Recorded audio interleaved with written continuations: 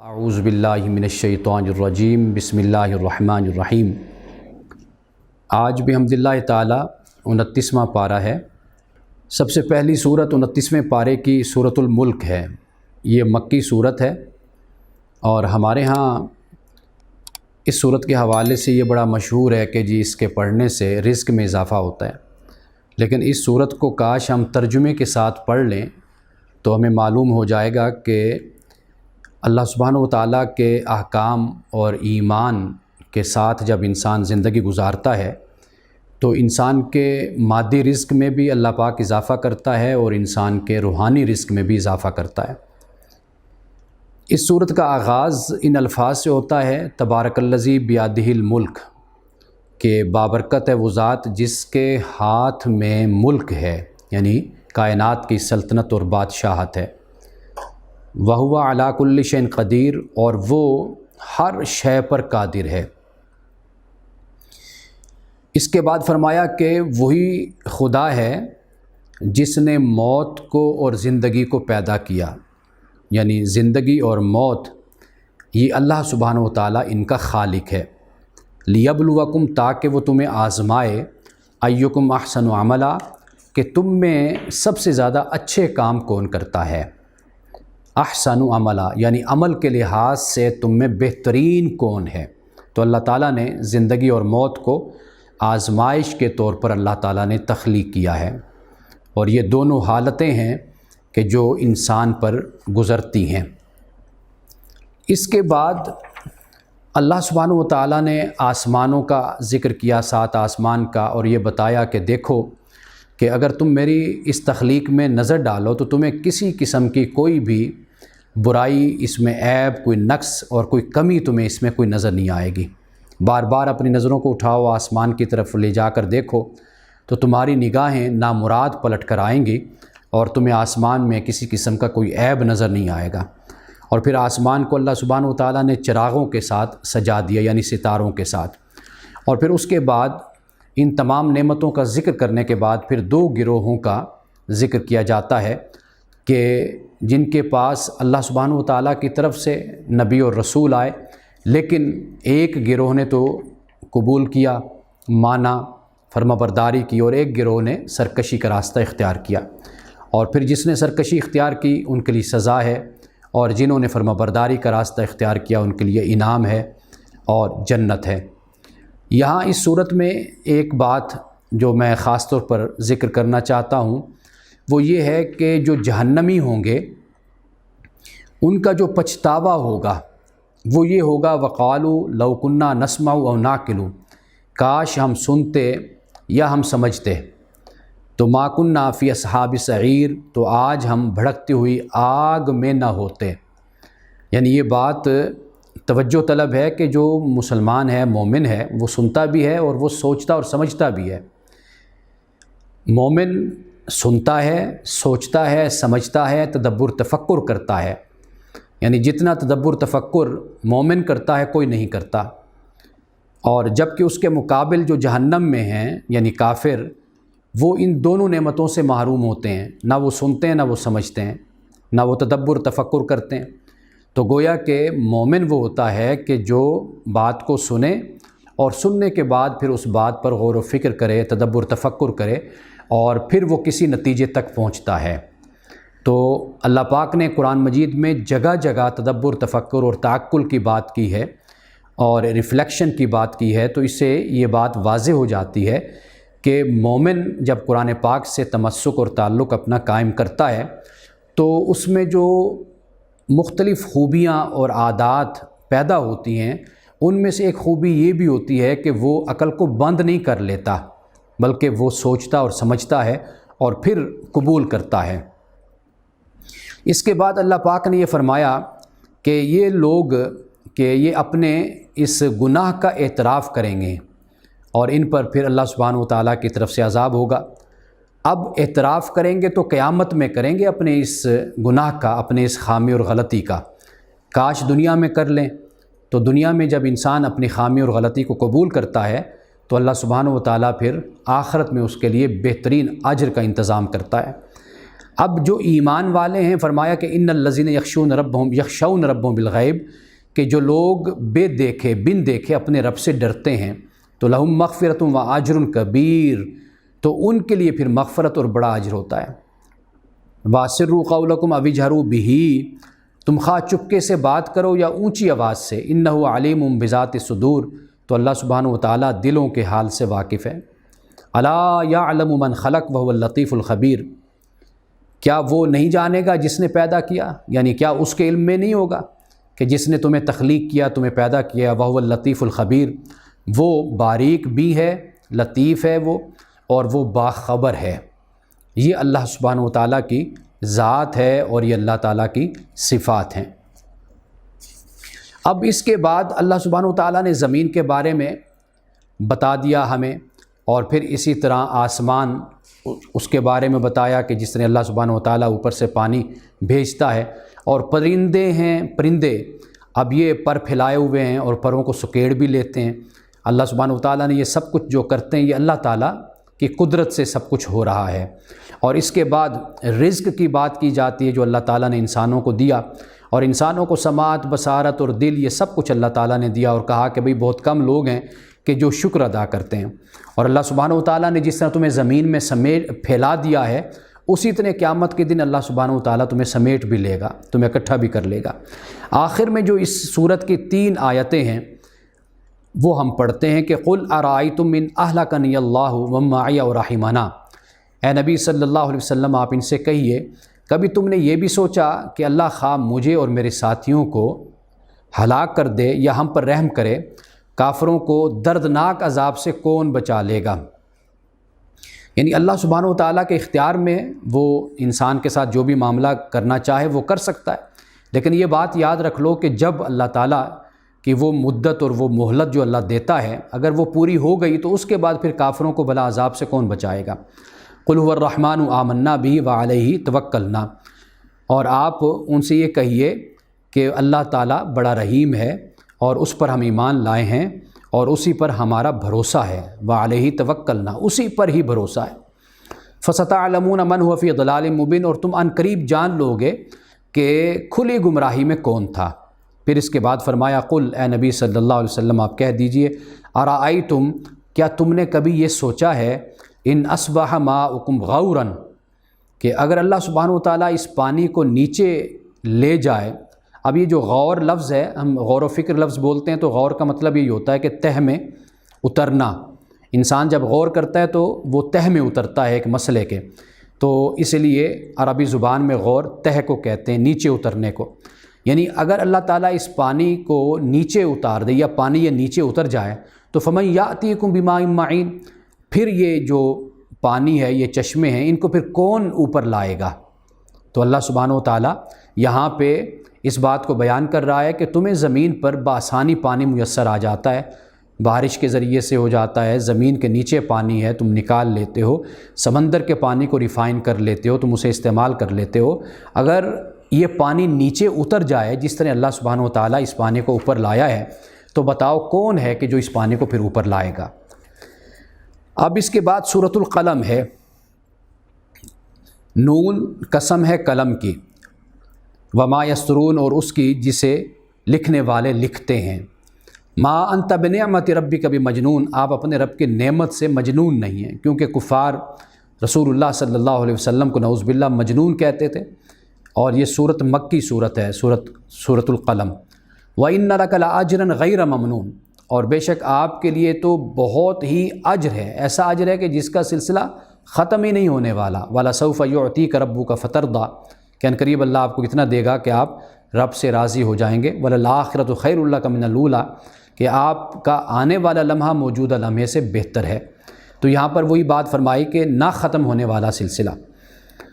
وَإِنَّكَ لَعَلَىٰ خُلُقٍ عَظِيمٍ، اور بے شک آپ خلق عظیم پر فائز ہیں، یعنی خلق عظیم پر آپ فائز ہیں اور آپ مجنون نہیں ہیں۔ تو جو مجنون ہوتا ہے تو وہ خلق عظیم کا مالک تو کبھی نہیں ہوتا بیچارہ۔ تو آپ صلی اللہ علیہ وسلم آپ خلق عظیم پر، اعلیٰ اخلاق کے آپ مالک ہیں، اسے اللہ تعالیٰ نے یہاں پر بیان فرما دیا ہے۔ اب اس کے بعد اس صورت میں ایک شخص کا ذکر کیا گیا اور اس کی مختلف برائیاں اور اس کی جو بری صفات ہیں، عادات ہیں، ان کو اللہ پاک نے بیان کیا اور خبردار کر دیا کہ ان بری باتوں سے ہمیں بچنا چاہیے اور اپنا تزکیہ نفس ہمیں کرنا چاہیے۔ فرمایا وَلَا تُطِعْ كُلَّ حَلَّافٍ مَّہِین، کہ آپ ہرگز اس کی اطاعت نہ کریں، اس کی بات نہ مانیں کہ ہر وہ شخص کے جو کل حلاف مہین، کہ جو بہت قسمیں کھانے والا ہے اور بالکل مہین ہے، بے وقت آدمی ہے، اللہ کی نظر میں اس کی کوئی حیثیت نہیں ہے، ہماز مشاء بنمیم، تانے دیتا ہے، چغلیاں کھاتا پھرتا ہے، بھلائی سے روکتا ہے، مناع للخیر معتد اسیم، اور ظلم اور زیادتی میں حد سے گزر جانے والا ہے، اور عتل بعد ذالک زنیم، سخت بداعمال اور جفاکار ہے، اور ان سب عیوب کے ساتھ فرمایا کہ وہ بد اصل بھی ہے۔ اب یہاں پر جو زنیم کا لفظ استعمال ہوا، اس سے مراد ولد الزنا ہے۔ اس کے بعد فرمایا ان کان ذا مال و بنین، یہ سب برائیاں جو اس کے اندر پیدا ہوئی ہیں اس کی وجہ یہ ہے کہ وہ بہت مال اولاد رکھتا ہے۔ اذا تتلی علیہ آیاتنا قال اساطیر الاولین، جب اس پر ہماری آیات کی تلاوت کی جاتی تو کہتا ہے یہ تو اگلے وقتوں کے جو لوگ تھے ان کے یہ افسانے ہیں، وہ اس وقت کے۔ یہ اللہ پاک نے مال اور اولاد کا ذکر کر دیا اور وجہ یہی بیان کر دی کہ کچھ لوگ مال اور اولاد کی وجہ سے فخر کا اور تکبر کا شکار ہوتے ہیں، اور جب انسان تکبر اور سرکشی کا شکار ہوتا ہے تو پھر اس کے اندر یہ بری صفات پیدا ہونا شروع ہو جاتی ہے۔ مال اور اولاد کو ذریعہ، سبب اور وسیلہ اگر بنا لیا جائے اللہ کے شکر کا، تو یہی دونوں چیزیں انسان کے لیے ذریعہ بن جاتی ہیں اللہ کے ہاں مغفرت کا اور اللہ تعالیٰ کے تقرب اور قرب کا۔ ہم اس پہ پہلے بات کر چکے ہیں۔ اب اس کے بعد اللہ سبحانہ و تعالیٰ نے اس کا جو دوسرا رکوع ہے اس میں اللہ تعالیٰ نے متقین کا ذکر کیا ہے اور یہ بتا دیا کہ مسلمان ہو وہ ہرگز وہ مجرم جیسا نہیں ہے، یعنی ان دونوں میں فرق ہے۔ ایک وہ شخص کے جو رسول اللہ صلی اللہ علیہ وسلم نے جسے پیغام دیا، اسلام کی طرف بلایا، اس نے قبول کر لیا، ایک وہ ہے کہ جس نے قبول نہیں کیا۔ اب آپ یہ دیکھیے کہ ہم چند صورتوں سے، چند دنوں سے، آخری جو 5-7 دن ہیں اس میں ہم بار بار پڑھ رہے متقین کا ذکر ہو رہا ہے۔ اللہ سبحانہ و تعالیٰ مومنین کے لیے بھی ذکر کرتا ہے نعمتوں کا، اور خاص طور پر متقین کا ذکر ہوتا ہے۔ یعنی مومنین کا ذکر اللہ تعالیٰ کرتا ہے، لیکن اب ہم جا کر دیکھ رہے ہیں کہ متقین کا بہت زیادہ ذکر ہو رہا ہے۔ متقین کا ذکر اس لیے ہو رہا ہے کہ عملی زندگی میں جب ہم مکی صورتوں میں دیکھتے ہیں کہ رسول اللہ صلی اللہ علیہ وسلم پر ایمان لانے والے اور عملی زندگی وہاں پر کفار و مشرکین کے مقابلے میں جو گزارنے والے تھے، تو وہاں پر جو سب سے بڑی صفت کام آنے والی ہے وہ ہے تقویٰ، کہ خدا کا خوف ہو۔ جب آپ کے سامنے دشمن ہوتے ہیں، مخالف ہوتے ہیں، وہاں پر انسان کبھی زیادتی کا بھی شکار ہو جاتا ہے، یعنی انسان ایسا کرتا ہے، کبھی کچھ زیادہ بول پڑتا ہے، اس کے منہ سے غلط باتیں بھی نکل جاتی ہیں، کبھی اس کا فعل ایسا ہوتا ہے کہ جو درست نہیں ہوتا اسلام کے لحاظ سے۔ تو اس لیے اللہ تعالیٰ نے یہاں پر پھر متقین کا ذکر کیا کہ تاکہ مومنوں کو یہ بتا دیا جائے کہ تمہارا ایمان لانا یہ صرف اس طرح کافی نہیں ہے کہ بھئی جب تم مشکل میں پڑے ہو تو پھر وہاں پر تم اسلام اور ایمان کو چھوڑ بیٹھو اور کسی رد عمل میں، ریٹیلیشن میں تم وہ کام کر بیٹھو کہ جو اللہ اور اس کے رسول کو پسند نہ ہو۔ تو اس لیے اللہ سبحانہ و تعالیٰ نے پھر یہاں پر مکی صورتوں میں ہم دیکھتے ہیں کہ متقین کی صفت کا ذکر ہمیں کثرت کے ساتھ ملتا ہے۔ تو یہاں پر بھی اللہ سبحانہ و تعالیٰ نے متقین کا ذکر کیا کہ ان للمتقین عند ربہم جنات النعیم، کہ بے شک متقین کے لیے ان کے رب کے پاس جنات النعیم ہیں، نعمت بھری جنتیں، نعمت بھرے باغات۔ کیا پھر وہ اللہ پاک فرماتا ہے کیا ہم مسلمانوں کا حال مجرموں جیسا کریں دیں؟ نہیں، ایسا نہیں ہے، فرمایا ان میں فرق ہے۔ اب اس کے بعد اللہ سبحانہ و تعالیٰ نے جو اس صورت کا اختتام ہوتا ہے اس میں رسول اللہ صلی اللہ علیہ وسلم کو، چونکہ مکی دور ہے اور اس میں سختیاں ہیں، مصائب و آلام ہیں، ابتلا ہے، آزمائش ہے، اللہ پاک فرماتا ہے فاصبر لحکم ربک ولا تکن کصاحب الحوت، کہ اپنے رب کے حکم کے لیے آپ صبر کیجئے، یعنی اپنے رب کا حکم جب تک نہیں آتا تو آپ صبر کیجئے، ولا تکن کصاحب الحوت، اور مچھلی والے کی طرح نہ ہو جائیے، یعنی حضرت یونس علیہ السلام کے حوالے سے کہا، ان کا ذکر ہم پہلے پڑھ کر آئیں۔ اور لولا ان تدارکہ نعمۃ من ربہ لنبذ بالعراء وہو مذموم، جب اس نے پکارا تھا اور وہ غم سے بھرا ہوا تھا، یعنی جب وہ حضرت یونس علیہ السلام مشکل میں تھے تو اس وقت اللہ تعالیٰ کو انہوں نے پکارا، اللہ نے ان کی مدد کی۔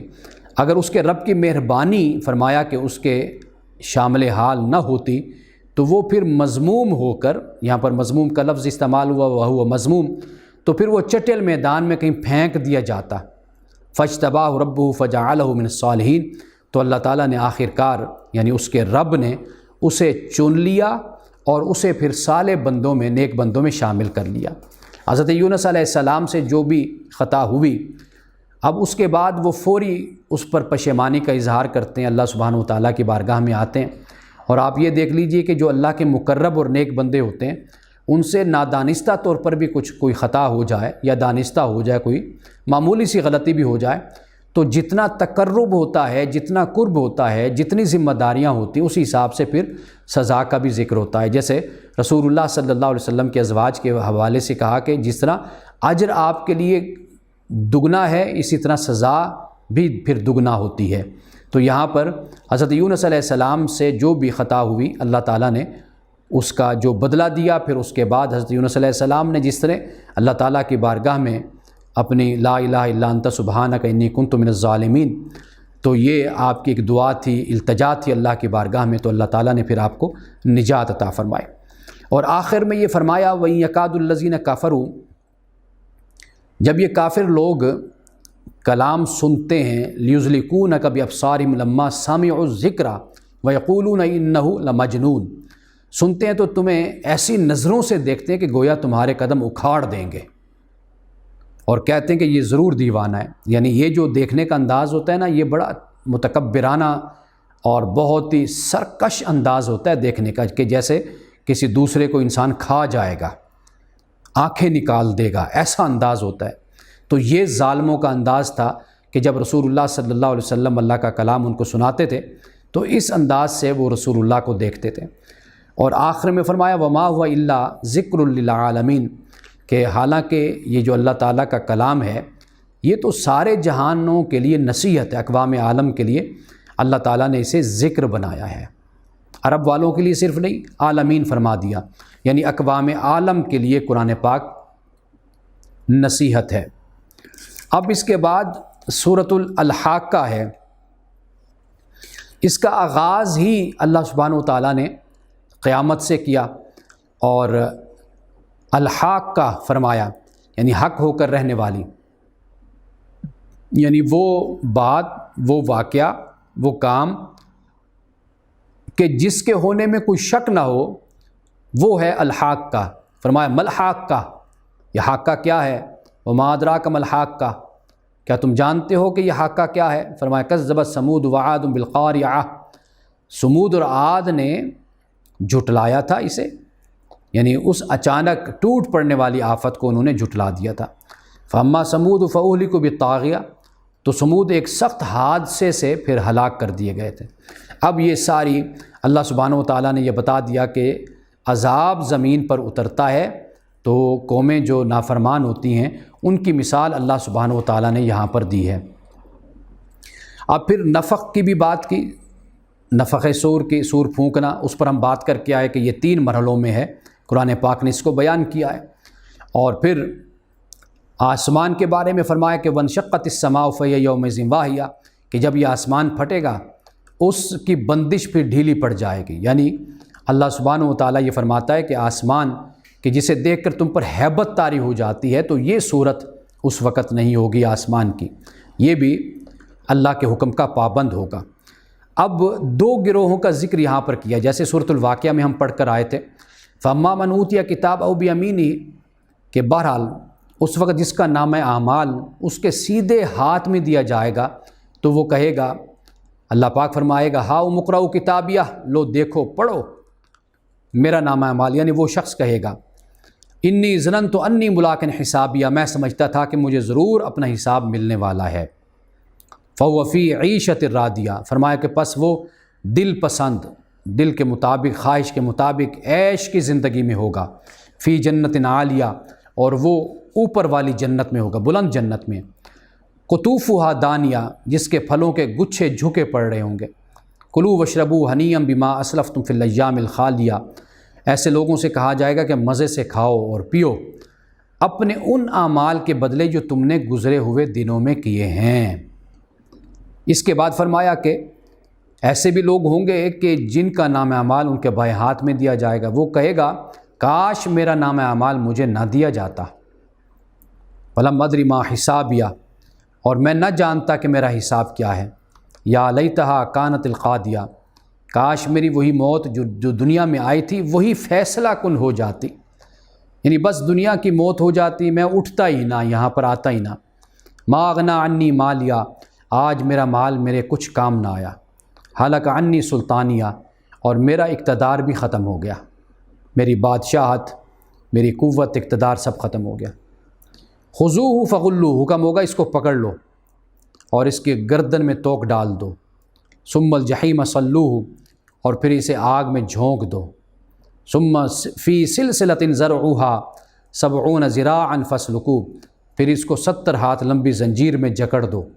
انہ کان لا یؤمن باللہ العظیم، یہ اللہ بزرگ برتر پر یہ ایمان نہیں لاتا تھا۔ ولا یحض علی طعام المسکین، اور نہ مسکین کو کھانا کھلانے کی ترغیب دیتا تھا۔ فلیس لہ الیوم ہاہنا حمیم، لہٰذا آج نہ یہاں پر اس کا کوئی بھی دوست نہیں ہے، کوئی جگری یار نہیں ہے۔ ولا طعام الا من غسلین، اب یہ آگے اس کو جو دیا پلایا جائے گا اس کا ذکر کر دیا۔ اب یہاں پر دیکھ لیجئے کہ ہم آگے بھی اس بات کو پڑھیں گے کہ صرف اللہ پر ایمان کا ذکر نہیں بلکہ مسکین کو کھانا کھلانے کی ترغیب بھی نہیں دیتا تھا۔ ایک تو ہے نا کھانا نہیں کھلاتا تھا، یہ آگے جا کر سورۃ المدثر میں آئے گا، لیکن یہاں پر دیکھیے کہ کھانا کھلانے کی ترغیب نہیں دیتا تھا۔ ہمیں یہاں سے جو تعلیم ملتی ہے وہ یہ ہے کہ اسلام یا ایمان صرف بند کمروں میں بیٹھ جانا اس کا نام نہیں ہے۔ اسلام صرف انفرادی طور پر یا اپنی ذات پر ہی کام کر لینے کا نام نہیں ہے۔ اسلام صرف مسجد میں نماز پڑھ لینے کا نام نہیں ہے۔ یہ بتا دیا کہ اسلام مکمل تب ہوتا ہے کہ جب آپ معاشرے میں جو ناانصافی یا ظلم یا زیادتی ہوتی ہے، جب آپ اس کو بھی ختم کرنے کی کوشش کرتے ہیں، یعنی اس کا سب سے پہلا قدم یہی ہوتا ہے کہ اللہ سبحانہ وتعالیٰ نے آپ کو جو وسعت دی، جو آپ کو حیثیت دی، آپ اس کے مطابق آپ لوگوں کو ترغیب دیتے ہیں، لوگوں کی بنیادی ضرورتوں کو پورا کرنے کی کوشش کرتے ہیں۔ اب اس کے بعد جو دوسرا رکوع ہے، اس میں اللہ سبحانہ وتعالیٰ نے چند قسموں کو بیان کیا، فرمایا کہ نہیں، میں قسم کھاتا ہوں چیزوں کی بھی جو تم دیکھتے اور ان کی بھی جنہیں تم نہیں دیکھتے۔ انہ لقول رسول کریم، کہ بے شک یہ ایک رسول کریم کا قول ہے، اور یہ کسی شاعر کا کلام نہیں ہے، لیکن تم کم ہی لوگ ہو جو ایمان لاتے ہو، اور یہ کسی کاہن کا کلام بھی نہیں ہے، بہت کم لوگ ہو جو تم نصیحت حاصل کرتے ہو۔ تنزیل من رب العالمین، بلکہ یہ تو رب العالمین کی طرف سے نازل کیا ہوا ہے۔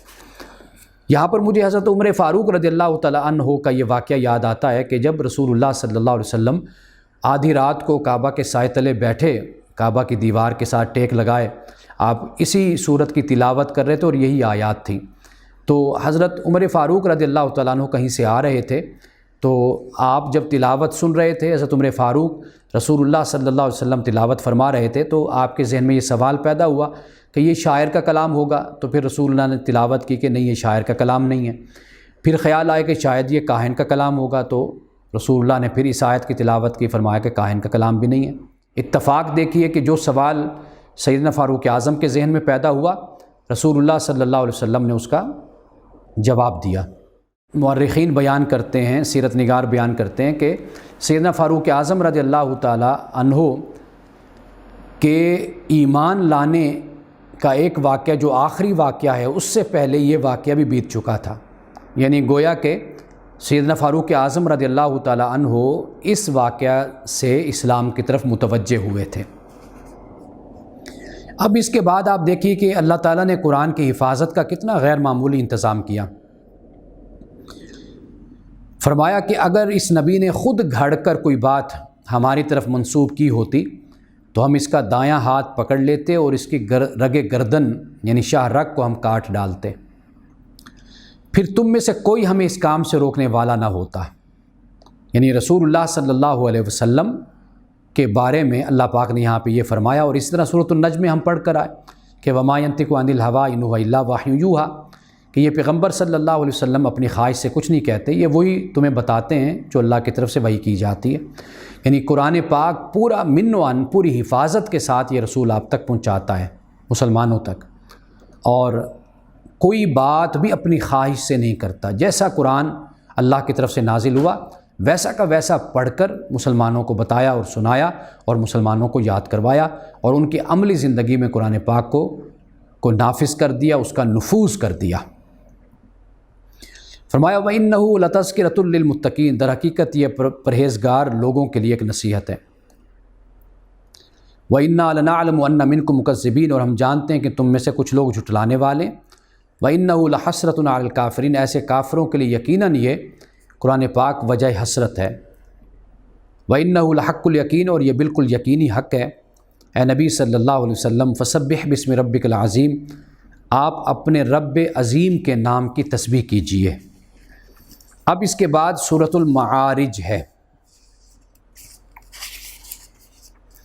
اس کا آغاز ہوتا ہے، یہ مکی صورت ہے، سأل سائل بعذاب واقع، کہ سوال کرنے والے نے سوال کیا کس کا؟ عذاب کا، کہ جو واقع ہونے والا ہے۔ للکافرین لیس لہ دافع، فرمایا کہ کافروں کے لیے ہے اور اسے کوئی بھی دفع کرنے والا نہیں ہے۔ من اللہ ذی المعارج، اس خدا کی طرف سے ہے جو عروج کے زینوں کا مالک ہے۔ تعرج الملائکۃ والروح الیہ فی یوم کان مقدارہ 50,000 سنہ، ملائکہ اور روح اس کے حضور چڑھ کر جاتے ہیں ایک ایسے دن میں جس کی مقدار 50,000 سال ہے۔ فاصبر صبرا جمیلا، اے نبی صلی اللہ علیہ وسلم آپ صبر کیجئے اور شائستہ یعنی اچھا صبر آپ کیجئے۔ اب اس کے بعد اللہ سبحانہ وتعالیٰ نے انسان کے معاملات اور قیامت کا جو معاملہ ہے اس کو بیان کیا، سزا کا، انعام کا۔ اب اس کے بعد فرمایا ان الانسان خلق ہلوعا، انسان بڑا بے صبر پیدا کیا گیا ہے، جسے ہم تھوڑ دلا کہتے ہیں نا، چھوٹے دل کا ہے۔ اذا مسہ الشر جزوعا، جب اس پر مصیبت آتی ہے تو گھبرا پڑتا ہے۔ واذا مسہ الخیر منوعا، اور جب اس کو خوشحالی مل جاتی ہے تو پھر منوعا، پھر یہ اس خوشحالی کو اپنے تک روکنے کی کوشش کرتا ہے، بس یہ میں ہی اس سے فیضیاب ہوں، کسی اور کو اس کا فائدہ نہ پہنچے۔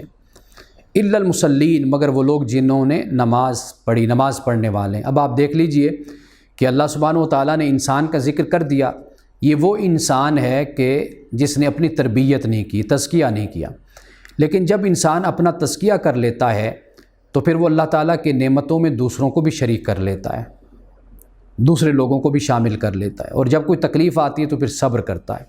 تو فرمایا کہ جو مصلین ہیں، نماز پڑھنے والے ہیں، وہ الذین هم علی صلاتہم دائمون، اور جو اپنی نماز کی ہمیشہ پابندی کرتے ہیں۔ صرف مصلی کافی نہیں ہے، جو لوگ اپنی نماز کی ہمیشہ پابندی کرتے ہیں۔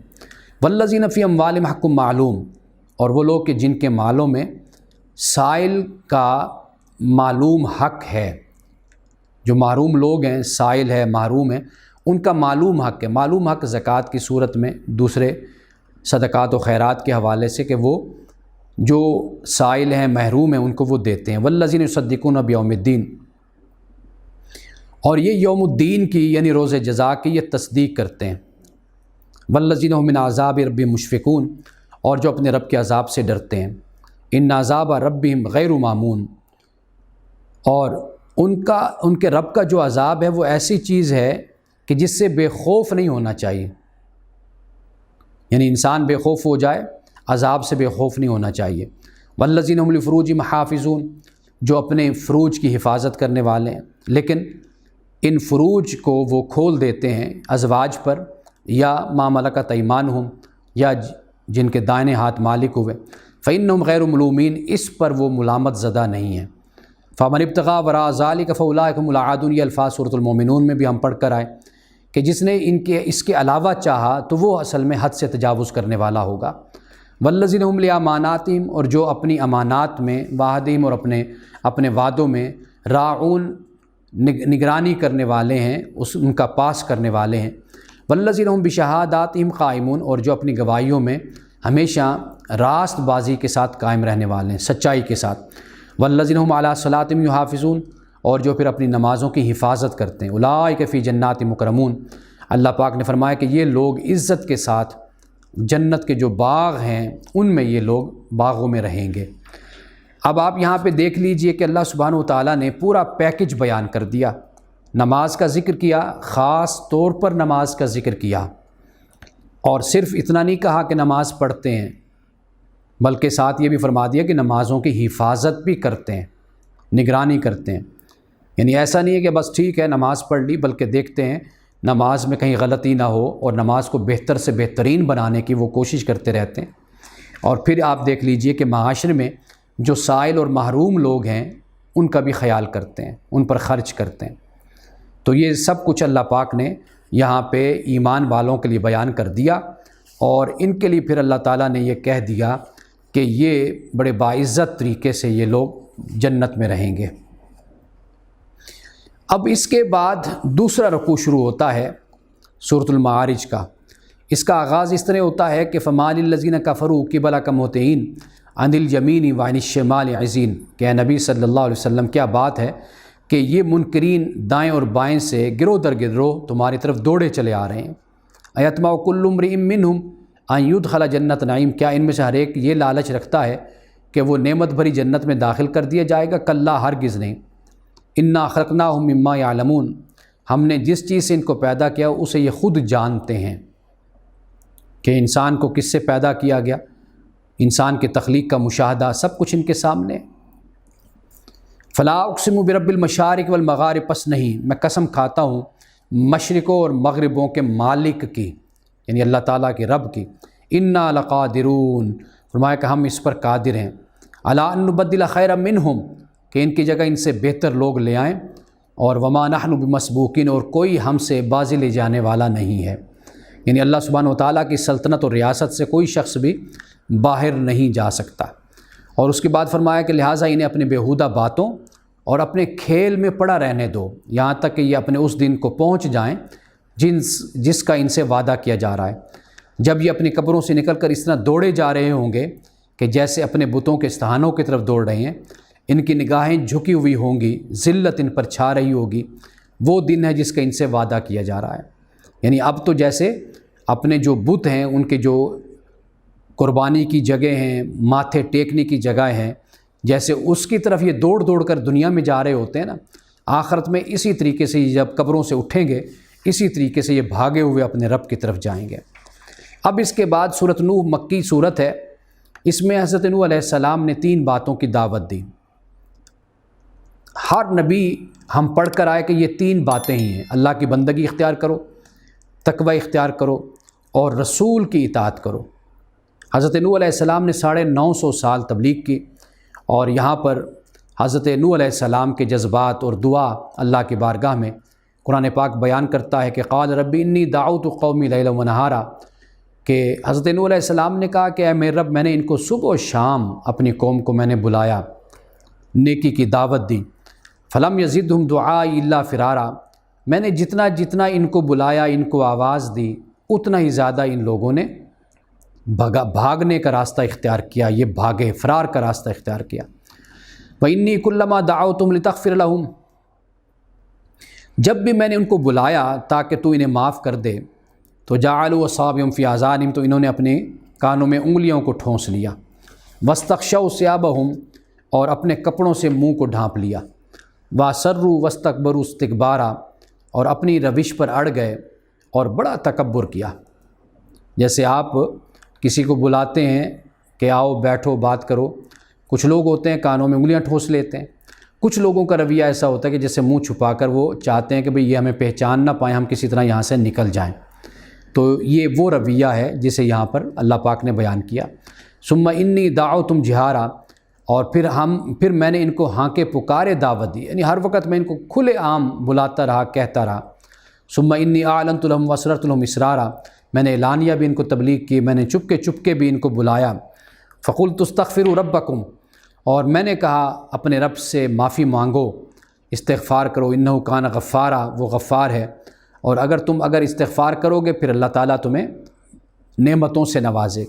لیکن معاملہ یہاں تک پہنچا کہ کسی طرح بھی یہ قوم سیدھی راہ پر نہ آئی، تو پھر حضرت نوح علیہ السلام نے اللہ کی بارگاہ میں دعا کی، اے میرے رب، انہوں نے میری دعوت کو رد کر دیا، نافرمانی کی میری، اور ان کے جو رئیس تھے اور ان رئیسوں کی پیروی کی جو مال اولاد پا کر اور زیادہ نامراد ہو گئے، یعنی ان کے پاس یہ سب کچھ آیا تو وہ ناشکرے بننے کے بجائے شکر گزار بنتے، انہوں نے ناشکری کی اور ان کی پھر ان لوگوں نے پیروی کی ہے۔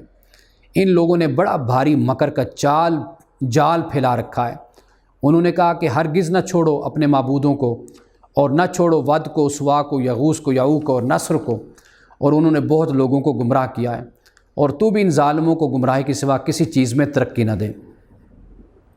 قرآن پاک بیان کرتا ہے پھر وہ اپنی خطاؤں کی وجہ سے غرق کر دیے گئے اور آگ میں جھونک دیے گئے، اور پھر اللہ کے سوا کوئی بھی نہیں تھا کہ جو ان کی مدد کرتا۔ حضرت نوح علیہ السلام نے عرض کی کہ میرے رب، ان کافروں میں سے کسی کو بھی اب زمین پر بسنے والا نہیں چھوڑنا، اگر تو نے ان کو چھوڑ دیا تو یہ تیرے بندوں کو گمراہ کریں گے، اور ان کی نسل سے جو بھی پیدا ہوگا بدکار اور سخت کافر ہی ہوگا۔ میرے رب، مجھے اور میرے والدین کو اور ہر اس شخص کو جو میرے گھر میں مومن کی حیثیت سے داخل ہوا ہے، اور سب مومن مردوں اور عورتوں کو معاف فرما دے، اور ظالموں کے لیے ہلاکت کے سوا کسی چیز میں اضافہ نہ کر۔ اب اس کے بعد سورۃ الجن ہے۔ اب یہ صورت ہے کہ رسول اللہ صلی اللہ علیہ وسلم اپنے چند صحابہ کے ساتھ بازار عکاظ سے آپ تشریف لے جا رہے تھے، تو راستے میں نخلا کے مقام پر آپ نے صبح کی نماز پڑھائی، تو اس وقت جنوں کا ایک گروہ وہاں سے گزر رہا تھا، تو اس نے رسول اللہ صلی اللہ علیہ وسلم کی تلاوت سنی، وہ ٹھہر گیا اور غور سے پھر سنتا رہا۔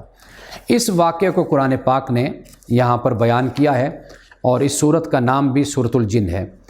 آغاز ہوتا ہے قل اوحی الی انہ استمع نافر من الجن، اے نبی صلی اللہ علیہ وسلم کہہ دیجیے میری طرف وہی بھیجی گئی ہے کہ جنوں کے گروہ نے غور سے سنا، اور پھر جا کر اپنی قوم کے لوگوں سے کہا کہ ہم نے ایک بڑا ہی عجیب قرآن سنا ہے جو راہ راست کی طرف رہنمائی کرتا ہے، اس لیے ہم اس پر ایمان لے آئے ہیں، اور اب ہم ہرگز اپنے رب کے ساتھ کسی کو شریک نہیں کریں گے۔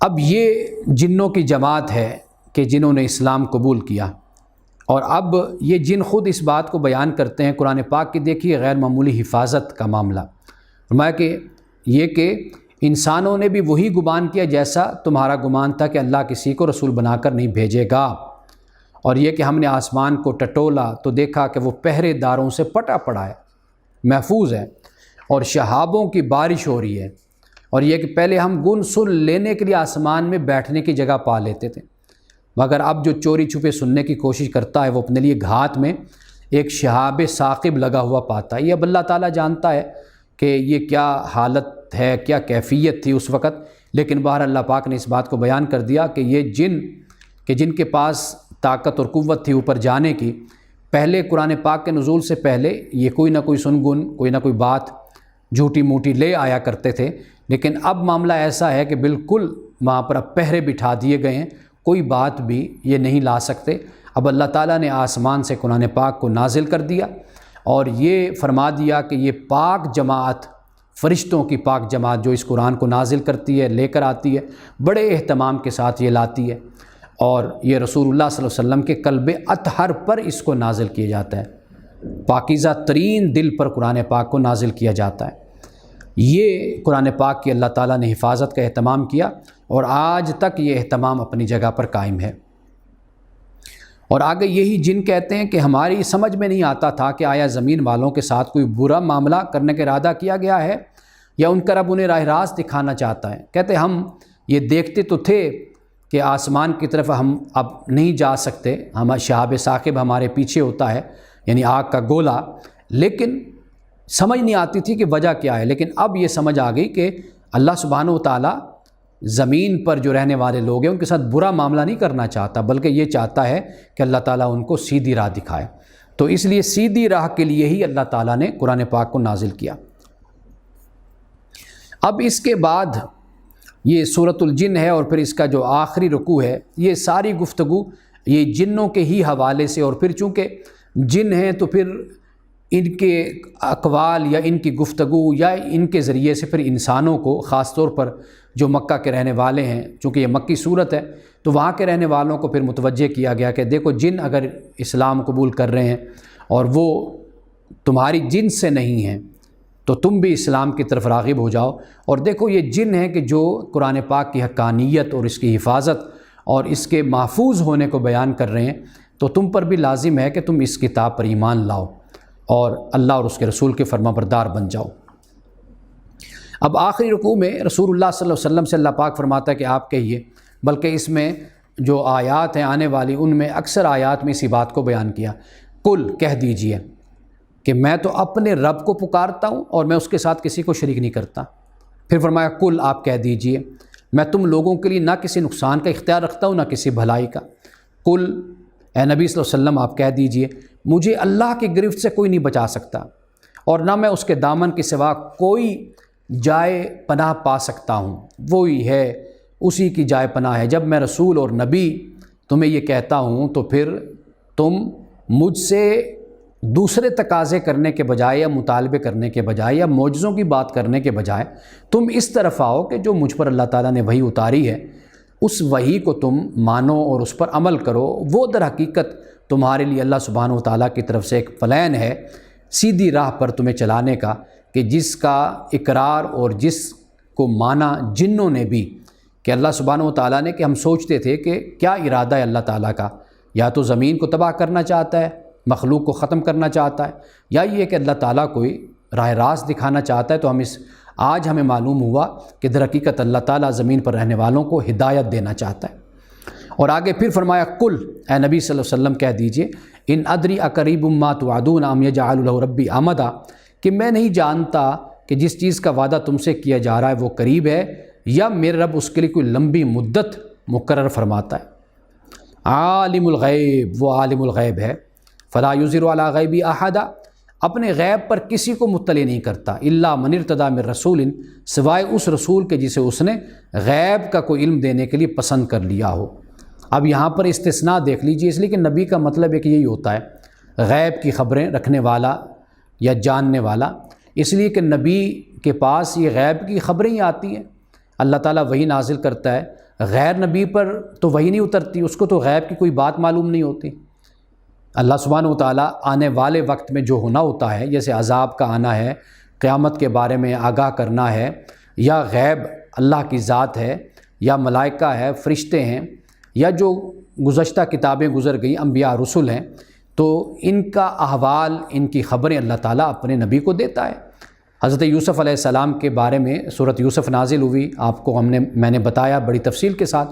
خود اللہ تعالیٰ نے قرآن میں اس بات کو بیان کر دیا کہ جب یہ واقعہ ہو رہا تھا کہ جیسے حضرت مریم علیہ السلام کی کفالت کون کرے گا، تو اس وقت قرآن پاک کہتا ہے کہ نبی صلی اللہ علیہ وسلم وما کنت لدیہم، آپ ان کے پاس موجود نہیں تھے۔ حضرت یوسف علیہ السلام کا جو واقعہ ہوا تو اس وقت بھی یہی بیان کیا کہ بھئی آپ اس وقت ان کے پاس موجود نہیں تھے۔ تو اس سے یہ معلوم ہوتا ہے کہ اللہ تعالیٰ نبی کو، واضح بات ہے کہ یہ سب غیب کی باتیں ہی ہوتی ہیں جو اللہ تعالیٰ اپنے نبی کو بتاتا ہے، اور اسی کے بارے میں یہاں پر اللہ نے بتا دیا کہ بھئی کسی کو بھی اللہ تعالیٰ غیب پر باخبر نہیں کرتا، اپنے نبیوں میں سے، رسولوں میں سے جسے چن لیتا ہے اس کو اللہ تعالیٰ پھر باخبر کرتا ہے۔ اور پھر فرمایا اس کے آگے اور پیچھے اللہ تعالیٰ محافظ بھی لگا دیتا ہے، لِيَعْلَمَ أَنْ قَدْ بَلَغُوا رِسَالَاتِ رَبِّهِمْ، تاکہ وہ جان لے کہ انہوں نے اپنے رب کے پیغامات پہنچا دیے، وَأَحَاطَ بِمَا لَدَيْهِمْ، اور وہ ان کے پورے ماحول کا احاطہ کیے ہوئے ہے، وَأَحْصَىٰ كُلَّ شَيْءٍ عَدَدًا، اور ایک ایک چیز کو اس نے گن رکھا ہے۔ اب اس کے بعد سورۃ مزمل ہے، یا ایھا المزمل قم اللیل الا قلیلا۔ اب یہ سورۃ المزمل مکی، بسم اللہ الرحمن الرحیم، یہ سورت مکی سورت ہے۔ اب اس کا جو آغاز ہوتا ہے یہ رسول اللہ صلی اللہ علیہ وسلم کو اللہ پاک بیان فرماتا ہے رات کو جاگنا، عبادت کرنا، اس کے حوالے سے، جسے ہم تہجد کی نماز جیسے ہم کہتے ہیں۔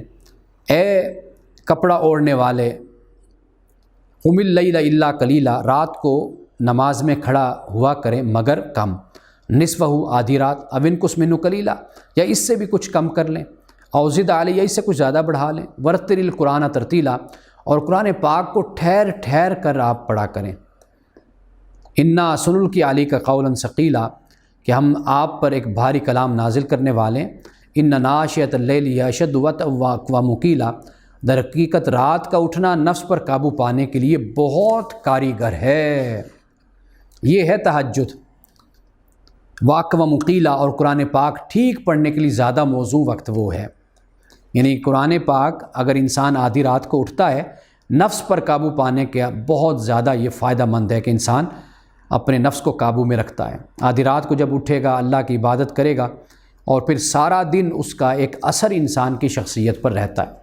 جس طرح خوشبو ہوتی ہے کہ آپ صبح جب گھر سے نکلتے ہیں تو آپ پرفیوم لگا لیتے ہیں، خوشبو سپرے کر لیتے ہیں یا عطر لگا لیتے ہیں، تو سارا دن اس کی مہک رہتی ہے۔ آپ جہاں بھی بیٹھیں گے تو ماحول ایک خوبصورت ماحول بنا رہتا ہے، جو بھی آپ کے پاس آئے گا بیٹھے گا اسے اچھا احساس ہوگا۔ تو اسی طرح انسان جب اپنے رات کو اٹھتا ہے، نیند چھوڑتا ہے، اللہ کی عبادت کرتا ہے، تو بعض لوگوں کا یہ خیال ہے کہ جی شاید اس کے لیے سونا لازم ہوتا ہے۔ سونا لازم تو نہیں ہے، لیکن یہ بات یاد رکھ لیجئے کہ اولا افضل یہی ہے کہ انسان سو کر اٹھ کر پھر تہجد کی نماز پڑھے، اس لیے کہ جو شخص نیند کی طرف جائے گا تو وہ پھر مشکل سے ہی یعنی اٹھتا ہے کہ اس کو نیند بڑی پیاری لگتی ہے۔ تو ایسے وقت میں اپنے رب کو ترجیح دینا، رب کے قرب کو اور رب کی آپ کہہ لیجئے کہ خلوت کو پسند کرنا، یہ پھر خاص بندوں کا شیوا ہوتا ہے، خاص بندوں کی عادت ہوتی ہے۔ تو اس لیے کہا جاتا ہے کہ سو کر اٹھنا یہ زیادہ افضل ہو جاتا ہے۔ لیکن اگر کوئی شخص سوتا نہیں ہے اور وہ جاگتا ہے اور پھر وہ تہجد کی نماز پڑھتا ہے تو اس کی تہجد کی نماز ہو جاتی ہے۔ ان لک فی النہار سبحا طویلا، اور پھر دن کے اوقات میں تو آپ کے لیے بہت زیادہ مصروفیات ہیں۔ وَاذْكُرِ اسْمَ رَبِّكَ وَتَبَتَّلْ إِلَيْهِ تبتیلا، اور سب سے کٹ کر اسی کے آپ ہو کر رہیے اور اپنے رب کے نام کا ذکر کیجیے۔ اور پھر رسول اللہ صلی اللہ علیہ وسلم کو چونکہ یہ ابتدائی صورتیں ہیں تو اس لیے آپ علیہ السلام کو احکام دیے جا رہے ہیں کہ آپ جو باتیں لوگ بناتے ہیں ان پر آپ صبر کیجئے اور شرافت کے ساتھ اور اچھے طریقے سے آپ ان سے الگ ہو جائیے۔ یہ یوں کہہ لیجئے کہ پورا ایک پیکج ہوتا ہے، ایک طریقہ ہوتا ہے، وہ پیغمبر صلی اللہ علیہ وسلم کو وہاں سے اس راستے سے گزارا جا رہا ہے کہ آگے جو نبوت کے مراحل آنے ہیں، رسالت کے جو مشکلات آنی ہیں، اس کے لیے پیغمبر کی تیاری ہے۔ تو اس سے ایک بات ہمیں یہ سمجھ آتی ہے کہ یہ سارے اعمال جو پیغمبر صلی اللہ علیہ وسلم نے کیے، اگر امتی بھی ان اعمال کو کرتا ہے، یعنی قرآن پاک کی تلاوت ہے اور رات کا کچھ پہر کے لیے، کچھ وقت کے لیے انسان کا جاگنا ہے، یہ وہ چیزیں ہیں کہ جو پھر انسان کو عملی زندگی میں ایک تو حق کے ساتھ جوڑے رکھتی ہیں، اور پھر انسان کے لیے زندگی کے معاملات میں تسلی، تشفی اور اطمینان کا بڑا باعث بنتی ہیں۔ تو یہ ایک لحاظ سے تربیت اور ٹریننگ ہے کہ جو اللہ سبحانہ و تعالی ہمیں بھی بتاتا ہے کہ اس طریقے سے ہم اپنی بھی تربیت اور ٹریننگ کر سکتے ہیں۔ اس کے بعد فرمایا کہ انا ارسلنا الیکم رسولا، کہ بے شک ہم نے آپ کو رسول بنا کر یعنی رسول کو ہم نے بھیجا تم سب کی طرف، اور یہ رسول شاہد ہے تم پر، کما ارسلنا الی فرعون رسولا، کہ جیسے ہم نے فرعون کی طرف بھی بھیجا تھا رسول کو، لیکن فرعون نے نافرمانی کی تھی۔ اب جو نافرمانی کرنے والے لوگ ہیں پھر ان کی سزا کو ہم کئی مرتبہ پڑھ چکے ہیں۔ اب اس کے بعد اللہ سبحانہ و تعالیٰ نے اس سے جو اگلا رکوع ہے اس میں بھی اسی بات کو بیان کیا، یعنی فرمایا کہ اے نبی صلی اللہ علیہ وسلم، تمہارا رب جانتا ہے کہ آپ کا رب جانتا ہے کہ آپ کبھی 2/3 رات کے قریب اور کبھی آدھی رات اور کبھی 1/3 رات عبادت میں کھڑے رہتے ہیں، اور آپ کے جو ساتھیوں میں سے بھی ایک گروہ یہ عمل بھی کرتا ہے۔ اللہ ہی رات اور دن کے اوقات کا حساب رکھتا ہے، اسے معلوم ہے کہ تم لوگ اوقات کا ٹھیک شمار نہیں کر سکتے، چونکہ اس وقت گھڑیاں نہیں تھیں، لہٰذا اللہ سبحانہ و تعالیٰ نے تم پر مہربانی فرمائی ہے۔ اب جتنا قرآن آسانی سے پڑھ سکتے ہو پڑھ لیا کرو۔ اب جب تہجد پڑھنی ہے تو واضح بات ہے قرآن بھی پڑھنا ہے نا، تو جتنا آسانی ہے یہ 2 مرتبہ فرما دیا کہ وآخرون یقاتلون فی سبیل اللہ، اور کچھ لوگ اللہ کی راہ میں جنگ بھی کرتے ہیں۔ فرمایا فقرؤوا ما تیسر من القرآن، پس جتنا قرآن بآسانی پڑھا جا سکے وہ پڑھ لیا کرو۔ واقیموا الصلاۃ، نماز قائم کرو، زکوٰۃ ادا کرو، اور اللہ تعالیٰ کو قرض حسنہ دو۔ وما تقدموا لانفسکم من خیر تجدوہ عند اللہ هو خیر واعظم اجرا، اور فرمایا جو بھلائی تم اپنے لیے آگے بھیجو گے اسے اللہ کے ہاں پھر موجود پاؤ گے، وہی زیادہ بہتر ہے اور اس کا اجر بہت بڑا ہے۔ اللہ سے مغفرت مانگتے رہا کرو، بے شک اللہ بڑا غفور الرحیم ہے۔ یعنی یہ بات سمجھ آ گئی کہ رات کا جاگنا ضروری نہیں ہے کہ آپ کوئی خاص وقت اللہ تعالیٰ نے آپ کو کہا ہو کہ اتنا جاگنا ہے، آپ جتنا بھی جاگ سکتے ہیں، بے شک 2 رکعت پڑھ لیں، 4 پڑھ لیں، 6 پڑھ لیں، یا قرآن پاک کی تلاوت آپ کر لیں، 1 رکوع کر لیں، 2 رکوع کر لیں، لیکن اٹھیں ضرور۔ کل میں نے ہمارے ہاں ادھر ادارے میں افطاری تھی، تو اس میں بھی میں نے اسی پر ہی بات کی تھی کہ ہم کس طرح اپنے آپ کو تبدیل کر سکتے ہیں۔ کچھ لوگ رمضان المبارک جیسے گیا تو وہ سب کچھ چھوٹ جاتا ہے۔ رمضان المبارک والا ماحول اور توجہ واضح بات نہیں رہ سکتی۔ رمضان المبارک کے بعد انسان بہت سے معاملات میں الجھ جاتا ہے، مصروف ہو جاتا ہے، لیکن کچھ نہ کچھ رنگ تو باقی رکھا ہی جا سکتا ہے نا۔ وہ میں نے بتایا تھا کل کہ وہ اس طرح رنگ رکھا جا سکتا ہے کہ آپ ایک تو روزے کا اہتمام کبھی کبھی کر لیا کریں، یعنی جمعہ ہے، سوموار ہے، جمعرات ہے، یا جیسے ایام بیت کے 13، 14، 15 کے روزے ہیں وہ آپ رکھ لیا کریں مہینے میں، یعنی کہ مہینے میں، ہفتے میں، جب بھی آپ میں ہمت ہو، طاقت ہو تو روزہ رکھ لیں، یعنی وہ ایک رمضان سے آپ کا تعلق روزے کی نسبت سے بھی جڑ جاتا ہے۔ تہجد کا خاص طور پر اہتمام کیجیے، میں اس پر بہت زیادہ زور دیتا ہوں۔ اس کی وجہ یہ ہے کہ قرآن حدیث جو میں نے اللہ کے دین کو پڑھا، مجھے فرض نماز کے بعد اور یعنی فرائض کے بعد مستحبات میں سب سے زیادہ جو بلند مقام پہ جو چیز نظر آتی ہے سنتوں میں، وہ مجھے تہجد کی نماز نظر آتی ہے کہ تہجد کی نماز پڑھی جائے۔ اور پھر فجر کی جو سنتیں وہ بھی رسول اللہ صلی اللہ علیہ وسلم کو بہت ہی پسند تھی، گویا کہ اس کا تعلق بھی ایک لحاظ سے پھر تہجد کے ساتھ جڑ جاتا ہے۔ اچھا، پھر تیسری بات یہ کہ قرآن پاک کی تلاوت، اس کو اپنا معمول بنا لیجئے، 1-2 آیتیں، رکوع 2 رکوع۔ اب تو موبائل ہیں، موبائل میں قرآن مجید موجود ہوتا ہے، اس کی تلاوت کرتے رہیے، تو گویا کہ رمضان کا جو ایک تسلسل ہے وہ ختم نہیں ہو پائے گا، کسی نہ کسی درجے میں وہ جاری رہے گا۔ تو جب وہ جاری رہے گا تو اس سے آپ کی شخصیت پر اور آپ کے کردار پر اور آپ کی زندگی پر جو اس کے اچھے اثرات، مثبت اور تعمیری اثرات مرتب ہوتے ہیں، وہ ناقابل بیان ہیں۔ یعنی یہ ایک ایسی مٹھاس اور حلاوت ہے کہ جس کا اظہار آپ کسی کو کر نہیں سکتے، بتا نہیں سکتے۔ یہ ایک ایسی محبت ہے کہ جو دل میں اتنا اطمینان اور اتنا سکون انسان میں پیدا کر دیتی ہے کہ اس کا اظہار انسان نہیں کر سکتا، لیکن انسان رہتا مزے میں ہے، لطف میں رہتا ہے، اور حلاوت اور مٹھاس میں، روحانیت میں انسان رہتا ہے۔ تو اس لیے رمضان کے بعد بھی اگر یہ 2-4 اعمال ہیں، ان کا اگر تسلسل کسی نہ کسی درجے میں رکھا جائے تو رمضان کے جو فیوز و برکات ہیں، جو فوائد و ثمرات ہیں، وہ کبھی ہماری زندگی سے کبھی ختم نہیں ہو پائیں گے، جسے ہم ٹرانسفارمیشن کہتے ہیں۔ یہ وہ اصل میں تبدیلی اور انقلاب ہے کہ جو رمضان المبارک کے ذریعے سے ہماری زندگیوں میں آ سکتا ہے۔ یہ جو طریقہ ہے رمضان گیا تو سب کچھ چلا گیا، یہ بڑی نقصان دہ چیز ہے۔ گویا کہ یہ رمضان المبارک کی بھی ہماری جو عبادات ہیں، تلاوتیں ہیں، روزے ہیں، ان پر بھی کویسچن مارک چھوڑ دیتا ہے کہ آیا کہ یہ کیسا انسان ہے کہ جس نے رمضان تو اتنے اچھے طریقے سے گزارا، جب رمضان گیا تو 180 ڈگری پہ جا کر کھڑا ہو گیا، بالکل اس کی مخالف سمت پر چلا گیا۔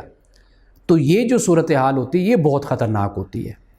تو اس لیے رمضان کے بعد بھی بندہ مومن کسی نہ کسی درجے میں نظر تو آئے نا کہ اس کا تعلق اپنے رب کے ساتھ ہے، اس کا تعلق اللہ کے دین کے ساتھ ہے، اس کی زندگی میں کوئی جھلک تو رہنی چاہیے نا۔ تو جھلک رکھنے کا اور اس کا اثر قائم رکھنے کا طریقہ یہی ہے، یہ 2-4 اعمال ہیں، ان کو ضرور آپ اپنی زندگی میں شامل کر لیجئے۔ اس کے بعد ہے سورۃ المدثر۔ یہ سورت مکی سورت ہے، اس کا آغاز بھی یا ایھا المدثر سے ہے کہ اے چادر اوڑھنے والے، یا اے اوڑھ لپیٹ کر لیٹنے والے، قم فانذر، اٹھو، خبردار کرو، ڈراؤ، وربک فکبر، اور اپنے رب کی بڑائی کا اعلان کرو، وثیابک فطہر، اور اپنے کپڑے پاک رکھو، والرجز فاہجر، گندگی سے دور رہو، ولا تمنن تستکثر، اور احسان نہ کرو زیادہ حاصل کرنے کے لیے، ولربک فاصبر، اور اپنے رب کی خاطر صبر کرو۔ یہ رسول اللہ صلی اللہ علیہ وسلم سے اللہ پاک نے یہ فرمایا۔ اب کہتے ہیں کہ یہ بیچ میں جو وقفہ آ گیا تھا، اس وقفے میں جا کر پھر یہ صورت پھر وقفے کے بعد اس کی 5 آیات غالباً کہی جاتی ہیں کہ جو نازل ہوئی، 5 یا 7 آیات یہ نازل ہوئی تھیں۔ اور پھر اس کے بعد اللہ سبحانہ و تعالیٰ نے یہ فرمایا، یعنی رسول اللہ صلی اللہ علیہ وسلم کے ذریعے سے، پھر جو معاملات انذار کے تھے، یعنی ڈرایا گیا، خبردار کیا گیا، بتایا گیا مکہ والوں کو کہ بھائی اپنی زندگی کو اللہ کے حکم کے مطابق ڈھال لو اور اپنے آپ کو جنت کے حقدار بناؤ، اپنے آپ کو جہنم کے حقدار مت بناؤ۔ یہ سب کچھ بیان کرنے کے بعد جو میں اس صورت میں خاص طور پہ بیان کرنا چاہتا ہوں وہ یہ ہے کہ اللہ سبحانہ و تعالیٰ نے یہ فرما دیا کہ کل نفس بما کسبت رہینہ، کہ ہر نفس جو اس نے کمایا وہ اس کا رہن رکھا ہوا ہے، یعنی اپنے کسب کے بدلے رہن ہے۔ اور الا اصحاب الیمین، دائیں بازو والوں کے سوا، فی جنات، وہ باغات میں یتساءلون، اور وہ پھر مجرموں سے پوچھیں گے، یتساءلون عن المجرمین ما سلککم فی سقر، تمہیں کون سی چیز تمہیں دوزخ میں لے گئی؟ قالوا لم نک من المصلین، تو وہ کہیں گے کہ ہم نماز پڑھنے والوں میں سے نہیں تھے۔ ولم نک نطعم المسکین، اور مسکین کو ہم کھانا نہیں کھلاتے تھے۔ وکننا نخوض مع الخائضین، اور حق کے خلاف باتیں جو بنانے والے لوگ تھے ان کے ساتھ مل کر ہم باتیں بناتے تھے۔ فکننا نکذب بیوم الدین، اور پھر روز جزا کو ہم جھٹلاتے تھے۔ حتی اتانا الیقین، یہاں تک کہ پھر یقینی چیز ہمارے سامنے آ گئی، یعنی پھر موت آ گئی۔ پھر اس کے بعد سلسلہ عمل کٹ گیا۔ دنیا میں عمل ہے اور مرنے کے بعد عمل نہیں ہے۔ تو یہاں پر اب آپ دیکھ لیجئے کہ انہوں نے اس بات کا اقرار کیا کہ جہاں پر نماز کا ذکر ہوا، مصلین، اس سے مراد کیا ہے؟ اس سے مراد یہ ہے کہ ہم جو نماز پڑھنے والے تھے، جو اللہ کی فرمانبرداری کرنے والے تھے، چونکہ نماز در حقیقت علامت ہے، نشان ہے اللہ کی فرمانبرداری کا۔ یہ جو جس شخص کی گردن میں سریہ ہوتا ہے، جو متکبر ہوتا ہے، وہ کبھی جھکنے کے لیے تیار نہیں ہوتا، وہ اکڑا رہتا ہے۔ تو یہاں پر جھکنے سے مراد یہی ہے، یہ ایک علامت ہے نماز، کہ جب نماز میں جھکے گا تو واضح بات ہے کہ دین کی مبادیات کو ماننے والا ہوگا تو جھکے گا نا، اللہ کو مانے گا، رسول کو مانے گا، آخرت کو مانے گا، تبھی نماز پڑھے گا۔ جب وہ یہ چیزیں نہیں مانتا تو پھر اس کے لیے نماز کی بھی کوئی اہمیت نہیں ہوگی۔ تو اس لیے فرمایا کہ ہم مصلین میں سے نہیں تھے۔ اور پھر ساتھ ہی آپ دیکھ لیجئے کہ کھانے کی بات، مسکین کو کھانا کھلانا، اس کا ذکر یہاں پر اللہ پاک نے کر دیا۔ اور پھر اللہ کے دین کا مذاق اڑانا، اللہ کے دین کی باتوں کو معمولی خیال کرنا، جو مذاق کرنے والے ان میں جا کر بیٹھ جانا۔ اور مذاق کس کا اڑاتے ہیں؟ یوم الدین کا، روز جزا کے دن کا مذاق اڑاتے ہیں۔ اور یہ مذاق کب تک چلتا رہا؟ جب تک موت نہیں آئی۔ جب موت آ گئی پھر پتہ چلا کہ اب تو سب کچھ ختم ہو گیا۔ کلا انہ تذکرہ، فرمایا کہ ہرگز نہیں، یہ تو ایک نصیحت ہے، یعنی قرآن پاک۔ فمن شاء ذکر، آپ جس کا جی چاہے اس سے سبق حاصل کر لے۔ وما یذکرون الا ان شاء اللہ، اور یہ کوئی سبق حاصل نہیں کرتا مگر یہ کہ اللہ چاہے، یعنی اللہ تعالیٰ کی مشیت سے ہی سبق حاصل کرے گا۔ وَأَهْلُ التَّقْوَى وَأَهْلُ الْمَغْفِرَةِ، وہ اس کا حقدار ہے کہ اس سے تقویٰ کیا جائے، یعنی اللہ تعالیٰ کے، وَأَهْلُ الْمَغْفِرَةِ، اور اس کا وہ اہل ہے کہ تقویٰ کرنے والوں کو وہ بخش دے۔ اللہ تعالیٰ سے ڈرا جائے، اور اللہ سبحانہ و تعالیٰ کی طرف سے جو بخشش ہے وہ اللہ سبحانہ و تعالیٰ ہی تقویٰ کرنے والوں کو اپنی بخشش، اپنی مغفرت عطا کرتا ہے۔ اب اس کے بعد سورۃ القیامہ ہے۔ سورۃ القیامہ لفظ سے ہی واضح ہے، قیامت کا ذکر ہے۔ اب چونکہ قیامت کا انکار کرتے ہیں تو اللہ تعالیٰ نے فرمایا لا اقسم بیوم القیامہ، لا یعنی نہیں، اس سے مراد یہ کہ ان کے جو نظریات، خیالات ہیں اس کا اللہ تعالیٰ نے انکار کیا، ان کو رد کیا، ان کی مذمت کی۔ فرمایا اقسم بیوم القیامہ، کہ میں قسم کھاتا ہوں قیامت کے دن کی۔ ولا اقسم بالنفس اللوامہ، نہیں، فرمایا میں قسم کھاتا ہوں ملامت کرنے والے نفس کی۔ کیونکہ نفس تین طرح کا ہے، جیسے پہلے ہم نے بیان کیا، نفس امارہ ہوتا ہے، نفس لوامہ، نفس مطمئنہ۔ امارہ تو گناہ کا ہی انسان کو حکم دیتا ہے، لوامہ یہ سطح ہوتی ہے کہ انسان کا نفس انسان کو ملامت کرتا ہے، اور تیسرا جو نفس کا درجہ ہوتا ہے وہ ہوتا ہے کہ مطمئن نفس، وہ ہم آگے جا کر سورۃ الفجر میں ہم پڑھیں گے۔ اب دیکھیے کہ کس طرح مشاہدات کو اور زندگی کی حقیقتوں کو اللہ پاک بطور دلیل کے بیان کرتا ہے اور اس کو اپلائی کرتا ہے پھر آخرت پر، موت پر، اس زندگی پر۔ فرمایا کہ یحسب الانسان لن نجمع عظامہ، کیا انسان یہ سمجھ رہا ہے کہ ہم اس کی ہڈیوں کو جمع نہیں کر سکیں گے؟ بلا قادرین، فرمایا کیوں نہیں، قادرین علی ان نسوی بنانہ، ہم تو اس کی انگلیوں کے جو پورے ہیں ان کو بھی ٹھیک ٹھیک بنا دینے پر قادر ہیں۔ اب آپ اپنی انگلیوں کے ذرا پورے دیکھیے کہ اللہ سبحانہ و تعالیٰ فرماتا ہے کہ دیکھو ہم نے ان کو ٹھیک ٹھیک بنایا، یعنی کس طرح یہ گھڑے ہوئے اور کس طرح خوبصورت شیپ میں اللہ تعالیٰ نے ان پوروں کو بنایا۔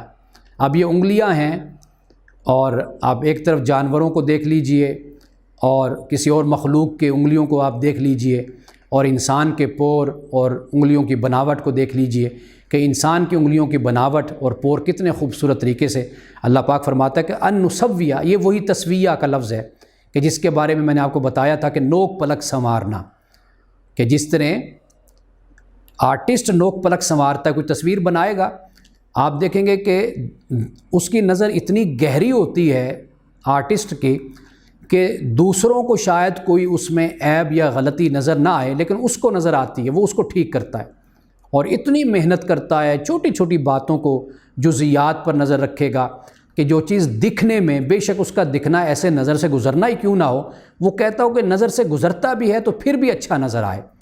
تو یہ ہوتا ہے تسویہ۔ اللہ پاک فرماتا ہے کہ ان پوروں کو ہم نے اس طرح اس کو بڑی نوک پلک سنوار کر اور خوبصورت طریقے سے ہم نے بنایا ہے۔ پھر آگے فرمایا کہ بل یرید الانسان لیفجر امامہ، مگر انسان چاہتا یہ کہ آگے بھی بدعمالیاں کرتا رہے۔ یسأل ایان یوم القیامہ، پوچھتا ہے آخر کب آنا ہے وہ قیامت کا دن۔ فیضا بارک البصر، پھر جب وہ قیامت آئے گی نا، پھر آنکھیں پتھرا جائیں گی۔ وخسف القمر، چاند بے نور ہو جائے گا۔ وجمع الشمس والقمر، اور پھر چاند سورج ملا کر ان کو ایک کر دیا جائے گا، یعنی یہ اللہ کی بارگاہ میں جمع ہو کر آئیں گے۔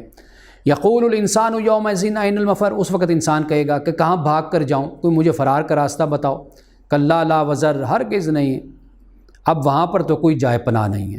الی ربک یومئذ مستقر، اس روز تیرے رب ہی کے سامنے جا کر ٹھہرنا ہوگا، دوڑے دوڑے جہاں بھی جاؤ گے رب کے سامنے ہی پہنچنا ہے۔ ینبأ الانسان یومئذ بما قدم واخر، اس روز انسان کو اس کا سب اگلا پچھلا کیا کرایا سب کچھ بتا دیا جائے گا۔ اب دیکھیے الفاظ دیکھیے، بل الانسان علی نفسہ بصیرا، بلکہ انسان تو خود اپنے اوپر بھی بصیرت ہے، خود اپنے آپ پر گواہی ہے، دلیل ہے، اپنے آپ کو دیکھ رہا ہے۔ وہ بصارت نہیں، بصیرت کا لفظ بولا، یعنی پوری گہرائی کے ساتھ اندر ڈوب کر اپنے آپ کو جانتا ہے۔ آپ تنہائی میں بھی اکیلے بھی بیٹھے ہو نا، گویا کہ آپ اکیلے نہیں ہوتے، پورا جہان آپ کے ساتھ ہوتا ہے، پوری مجلس آپ کے ساتھ ہوتی ہے، آپ کا ہمزاد آپ کے ساتھ ہوتا ہے۔ میں یہاں بیٹھا ہوں تو میں امانت اپنے ساتھ میں بیٹھا ہوں، یعنی بل الانسان علی نفسی بصیرہ ہوں، کہ میں خود اپنے اوپر غور کروں کہ مجھے کیا اللہ نے دیا ہوا ہے، کتنا بڑا جہان میرے اندر اللہ نے رکھ دیا ہے کہ میں اسی میں گم رہوں۔ وہ جو اقبال کا میں شعر سناتا ہوں کہ اپنے من میں ڈوب کر پا جا سراغ زندگی، زندگی کا سراغ خود انسان کے اپنے اندر موجود ہے، انسان ڈوبے تو اس کو پتہ چلے نا کہ میں کیا اللہ نے مجھے کیا کچھ دیا ہے۔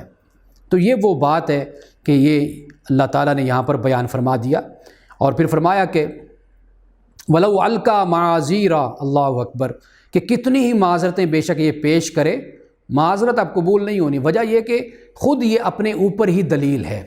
معذرت تو وہاں پر ہونا کہ اس کے اندر ہی اور اس کی ذات کو ہی اللہ تعالیٰ نے آیات نہ بنا دیا ہو، باعث بصیرت نہ بنا دیا ہو، باعث سبق و عبرت نہ بنا دیا ہو، تو اپنے آپ ہی کو دیکھتا رہے انسان کہ کن کن مراحل سے گزر کر کہاں تک انسان چلا جاتا ہے، پہنچ جاتا ہے۔ اس میں کوئی ہمارا ارادہ نہیں ہے، کوئی محنت نہیں ہے، کچھ نہیں ہے، خود بخود ہی ساری تبدیلیاں رونما ہو رہی ہیں۔ ہم ایک لمحے میں بدل جاتے ہیں، اب اس وقت ہم جو ہیں، آنے والے وقت میں ہم وہ نہیں ہیں۔ لا تحرک بھی لسانک لتعجل بھی، نبی اکرم صلی اللہ علیہ وسلم سے فرمایا اس وحی کو جلدی جلدی یاد کرنے کے لیے اپنی زبان کو حرکت نہ دو، اس کو یاد کرا دینا اور پڑھوا دینا ہمارے ذمہ ہے۔ یہ بھی قرآن پاک کی حفاظت کا معاملہ بیان کر دیا۔ لہٰذا جب ہم اسے پڑھ رہے ہوں اس وقت تم اس کی قرأت کو غور سے سنتے رہو، پھر اس کا مطلب سمجھا دینا بھی ہمارے ذمہ ہے۔ اب اس کے بعد اللہ سبحانہ و تعالیٰ نے آگے جا کر فرمایا کہ یہ جو انسان ہے نا یہ جلد باز ہے۔ اصل بات یہ ہے کہ تم لوگ جلدی حاصل کرنے والی چیز سے محبت رکھتے ہو، وہ کیا ہے؟ وہ دنیا، اور آخرت کو چھوڑ دیتے ہو۔ اور پھر یہ بھی فرما دیا کہ اس روز کئی چہرے ہوں گے جو بالکل تر و تازہ ہوں گے، اور کئی چہرے ہوں گے جو اداس ہوں گے۔ اور اس کے بعد پھر اللہ سبحانہ و تعالیٰ نے ایک اور حقیقت کو بیان کر دیا، فرمایا کہ جب جان حلق تک پہنچ جائے گی اور کہا جائے گا کہ اسے جھاڑ پھونک کرنے والا، کوئی جھاڑ پھونک کرنے والا، یعنی جیسے بلایا جاتا ہے جب انسان کی روح پھنسی ہوتی ہے، حلق تک پہنچ جاتی ہے کہ کوئی اس پر کچھ پڑے، کوئی اس کے لیے آسانی کسی طریقے سے پیدا ہو جائے۔ وقیل من راک وظن انہ الفراق، اور آدمی سمجھ جائے گا کہ یہ دنیا سے جدائی کا وقت ہے، اور پنڈلی سے پنڈلی جڑ جائے گی۔ جب روح نکلتی ہے تو پھر دونوں ٹانگیں آپس میں مل جاتی ہیں۔ ہمارے ہاں اسی طرح ہوتا ہے، آپ نے دیکھا ہوگا کہ انگلیوں کو، انگوٹھوں کو باندھ دیا جاتا ہے۔ تو یہ اللہ تعالیٰ اس حقیقت کی طرف اشارہ کر کے بتا رہا ہے انسان کو، والتفت الساق بالساق، کہ پھر پنڈلی سے پنڈلی جڑ جائے گی۔ الی ربک یومئذ المساق، وہ دن ہوگا تیرے رب کی طرف روانگی کا۔ بس پھر روانگی شروع، جیسے ہی روح پرواز کر گئی پھر رب کی طرف سفر شروع ہو جائے گا۔ اب اس کے اندر انسان کی تخلیق کو بیان کر دیا، کہا کہ انسان کیا خیال کرتا ہے کہ اسے ایسے ہی چھوڑ دیا جائے گا؟ کیا وہ ایک حقیر پانی کا نطفہ نہیں تھا جو رحم مدر میں ٹپکایا جاتا ہے، پھر وہ ایک لوتھڑا بنا، پھر اللہ نے اس کا جسم بنایا اور اس کے آزاد رست کیے، پھر اس سے مرد اور عورت کی دو قسمیں بنائیں؟ کیا وہ اس پر قادر نہیں ہے کہ مرنے والوں کو پھر زندہ کر دے؟ یعنی انسان کو ایک حقیر پانی سے پیدا کیا، سب کچھ لوتھڑا بنایا، جسم بنایا، اعضاء بنائے، سب کچھ، پھر عورت کسی کو بنایا، کسی کو مرد بنا دیا۔ جو اتنے مراحل سے گزر کر انسان کو بنا دیتا ہے، تو کیا وہ قیامت کے دن اٹھانے پر انسان کو قادر نہیں ہے؟ اب اس کے بعد سورۃ الدہر ہے، اس کا آغاز ہی یہی سے ہوتا ہے۔ هل اتى على الانسان حين من الدہر، کیا انسان پر وہ وقت نہیں گزرا کہ جب لم یکن شیئا مذکورا، کہ انسان کوئی قابل ذکر چیز ہی نہیں تھا۔ انا خلقنا الانسان من نطفۃ امشاج، کہ پھر ہم نے انسان کو ملے جلے نطفے سے ہم نے پیدا کیا تاکہ ہم اس کا امتحان لیں، اور پھر ہم نے اسی انسان کو سننے کی صلاحیت بھی دی، دیکھنے کی صلاحیت بھی دی، اور اس کے بعد ہم نے انسان کو راستہ دکھا دیا۔ اب اس کی مرضی ہے کہ یہ شکر گزار بنے یا یہ ناشکرہ بنے۔ اب پھر اللہ تعالیٰ نے نیک لوگوں کا ذکر کر دیا، اور پھر جو بدکار ہیں، نافرمان ہیں، اللہ سبحانہ و تعالیٰ نے ان کا بھی ذکر کیا۔ لیکن یہاں پر ایک بات کا میں ذکر کر دوں کہ اللہ سبحانہ و تعالیٰ نے یہ بیان کر دیا کہ جو کھانا کھلاتے ہیں، دیکھیے پھر یہاں پر اس بات کا ذکر ہوا کہ کھانا کھلاتے ہیں کن کو؟ مسکین کو، یتیم کو، اسیر کو، قیدی کو۔ اس وقت قیدی ہوتے تھے تو مسکین کو، یتیم کو اور اسیر کو کھانا کھلاتے ہیں، اور اللہ کی رضا کے لیے کھلاتے ہیں، یعنی دنیا کا ان کا کوئی ارادہ نہیں ہوتا، اور پھر اللہ سے ڈرتے ہوئے، اس کے عذاب سے ڈرتے ہوئے یہ سارے کام کرتے ہیں۔ اور پھر متقین کو اللہ تعالیٰ نے جو مومنین کو جو مقام اور مرتبہ دیا، تو فرمایا وہاں وہ اونچی مسندوں پر تکیہ لگائے بیٹھے ہوں گے، نہ انہیں دھوپ کی گرمی ستائے گی، نہ جاڑے کی، نہ سردی کی ٹھنڈک۔ جنت کی چھاؤں ان پر جھکی ہوئی سایہ کر رہی ہوگی، اور اس کے پھل ہر وقت ان کے بس میں ہوں گے، جس طرح چاہے انہیں توڑ لیں۔ ان کے آگے چاندی کے برتن اور شیشے کے پیالے گردش کرائے جا رہے ہوں گے، شیشے بھی وہ جو چاندی کی قسم کے ہوں گے، اور ان کے جو منتظمین ہوں گے جنت کے، وہ ٹھیک اندازے کے مطابق وہ بھریں گے اس کو۔ ان کو وہاں ایسی شراب کے جام پلائے جائیں گے جس میں سونٹ کی آمیزش ہوگی۔ اب یہ سونٹ، جب ادرک سوکھ جاتی ہے اس کو سونٹ کہتے ہیں عربی میں اور اردو میں، اور عربی میں اس کو زنجبیل کہتے ہیں۔ آپ دیکھیے آج بھی اگر کوئی آپ جوس بنائیں، اس میں تھوڑی سی ادرک سوکھی ہوئی ڈال لیں، آپ دیکھیے کہ اس کا ذائقہ بھی، وہ خوش ذائقہ بھی ہو جاتی ہے، خوش رنگ بھی ہو جاتی ہے، خوشبو بھی ہو جاتی ہے۔ تو اللہ تعالیٰ نے جنت میں فرمایا کہ اس کا اہتمام ہوگا جنتیوں کے لیے۔ اب اس کے بعد فرمایا کہ ہم نے اے نبی صلی اللہ علیہ وسلم آپ پہ قرآن کو تھوڑا تھوڑا کر کے ہم نے نازل کیا ہے، تو لہٰذا آپ اپنے رب کے حکم کا انتظار کیجئے۔ وَلَا تُطِعْ مِنْهُمْ عَاصِمًا أَوْ كَفُورًا، جو بد عمل لوگ ہیں، منکر حق ہیں، ان کی آپ پیروی مت کیجئے۔ اپنے رب کا نام لیجئے صبح و شام۔ وَمِنَ اللَّيْلِ فَاسْجُدْ لَهُ وَسَبِّحْهُ لَيْلًا طَوِيلًا، اور پھر رات کو بھی اس کے حضور سجدہ کیجئے، اور رات کے طویل اوقات میں اس کی تسبیح کیجئے۔ اب یہ سب کچھ بیان کرنے کے بعد پھر یہ بیان کر دیا کہ یہ لوگ جو ہیں یہ جلد بازی میں لگے ہوئے ہیں۔ اقبال جس کے لیے مفاد عاجلہ اور مقاصد جلیلہ کا جو لفظ استعمال کرتا ہے وہ یہی ہے۔ مفاد عاجلہ انسان اس کے پیچھے بھاگتا ہے، مقاصد جلیلہ چونکہ وہ نظر نہیں آتے لیکن ان کے اثرات ہوتے ہیں، اور وہ آنے والے وقت اور مستقبل میں انسان کو حاصل ہوتے ہیں۔ وہ ہمیشہ ایک بات میں کہا کرتا ہوں کہ برائی میں سب سے بڑی برائی یہی ہوتی ہے کہ وہ نظر آتی ہے، اور اچھائی میں سب سے اچھی بات یہ ہوتی ہے کہ وہ نظر نہیں آتی، وہ گویا کہ زمین میں بیج کی طرح ہوتی ہے۔ تو اس لیے ہم جب کہتے ہیں نا جی مسلمان ایسے یا تاریخ میں ایسے، میں اس وقت ہمیشہ یہ کہا کرتا ہوں چونکہ وہ برائی ہے تو وہ نظر زیادہ آتی ہے، ورنہ ایسا نہیں ہے کہ اس دور میں بھی اللہ کے بڑے نیک بندے پیرل اور یعنی جسے ہم کہتے ہیں کہ مقابلے میں تقابل میں وہ بیٹھے ہوئے تھے، اپنا کام اس وقت کر رہے تھے، انہوں نے کام کیا ہے تو ہم تک یہاں تک علم پہنچا، حکمت پہنچی، فلسفہ پہنچا اور کیا کچھ ہم تک پہنچا مسلمانوں کا۔ تو اس کے مقابل میں اللہ کے نیک بندے بیٹھے ہوئے تھے، علماء تھے، فقہاء تھے، صوفیاء تھے، اللہ کے بزرگ، اللہ کے نیک بندے، اللہ کے ولی تھے، جو اپنی جگہوں پر بیٹھ کر اللہ کا کام کر رہے تھے، اصلاح کا کام کر رہے تھے، تزکیہ نفس کا کام کر رہے، وہ اپنی اپنی جگہوں پر بیٹھے ہوئے تھے۔ تو اس لیے برائی زیادہ نظر آتی ہے، ہم تاریخ میں دیکھتے ہیں، لیکن اچھائی بھی بڑی تھی اور لوگ ہر دور میں بیٹھے ہوئے اپنا کام کر رہے ہوتے ہیں اور اپنے کام میں مگن ہوتے ہیں، اور ان اچھے لوگوں کی وجہ سے ہی آپ کو اچھائی معاشرے میں نظر آتی ہے۔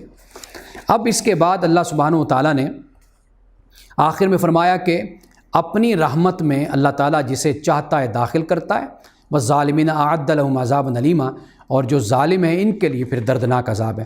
اب آخر میں سورۃ المرسلات ہے، اور سورۃ المرسلات میں پہلے تو قسمیں کھائیں اللہ تعالیٰ نے، جیسے پہلے ہم نے پڑھا کہ اللہ تعالیٰ ان کو گواہ بناتا ہے، ہواؤں کو، طوفانی رفتار سے جو ہوائیں چلتی ہیں، بادلوں کو، پہاڑوں کو، اور سب کچھ گواہ بنانے کے بعد در حقیقت کیوں گواہ بناتا ہے؟ بناتا اس لیے ہے کہ تاکہ انسانوں کو یہ بتائے کہ دیکھو اس دنیا میں بھی میرا کنٹرول ہے اور آخرت میں بھی میرا ہی اقتدار ہوگا، تو لہٰذا اسی دنیا میں تم میری باتوں کو مان لو، ایمان لے آؤ، تو پھر اگلی دنیا بھی تمہاری سنور جائے گی۔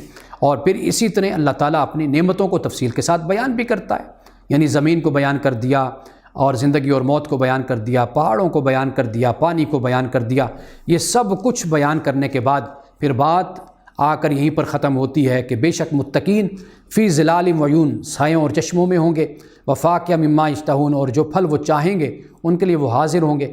اللہ پاک فرمائے گا کلوا واشربوا ہنیئا بما کنتم تعملون، کھاؤ اور پیو، مزے سے رہو، یہ تمہارے اعمال کا صلہ ہے۔ انا کذالک نجزی المحسنین، بے شک ہم اسی طرح محسنین کو جزا دیتے ہیں، اور ہلاکت ہے اس دن ان کے لیے جو جھٹلانے والے ہیں۔ کھاؤ اور فائدہ اٹھا لو، کم قلیلاً، تھوڑے دنوں کے لیے، انکم مجرمون، کہ بے شک تم مجرم ہو۔ ویل یومئذ للمکذبین، ہلاکت ہے اس دن مکذبین کے لیے۔ وَإِذَا قِيلَ لَهُمُ ارْكَعُوا لَا يَرْكَعُونَ، اور فرمایا کہ جب ان سے کہا جاتا ہے کہ اللہ کے آگے جھکو تو یہ جھکتے نہیں ہیں۔ وَيْلٌ يَوْمَئِذٍ لِّلْمُكَذِّبِينَ، اور تباہی ہے اس روز جھٹلانے والوں کے لیے۔ فَبِأَيِّ حَدِيثٍ بَعْدَهُ يُؤْمِنُونَ، اب اس قرآن کے بعد اور کون سا کلام ایسا ہو سکتا ہے جس پر یہ ایمان لائیں؟ یعنی یہ اللہ تعالیٰ کی آخری کتاب ہے اور رسول اللہ صلی اللہ علیہ وسلم اللہ کے آخری نبی ہیں۔ بارک اللہ لنا ولکم فی القرآن العظیم ونفعنا وإیاکم بالآیات والذکر الحکیم، صدق اللہ العظیم۔